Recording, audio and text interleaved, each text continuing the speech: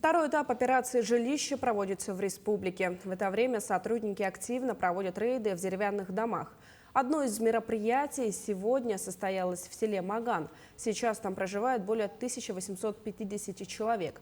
В селе имеется около 300 частных домов, также 57 многоквартирных. В течение 2 лет было установлено 18 автономных дымовых пожарных извещателей в домах многодетных и малоимущих семей. В прошлом году в Магане зарегистрировано 13 пожаров. В этом году ситуация улучшилась. Причиной пожаров является несоблюдение противопожарных правил.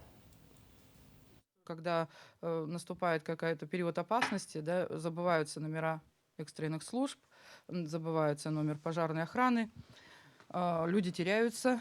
Поэтому теряется время прибытия пожарной охраны. С приближением Нового года у нас проводятся занятия в школах, в детских садах по поводу пожарной безопасности в новогодний период.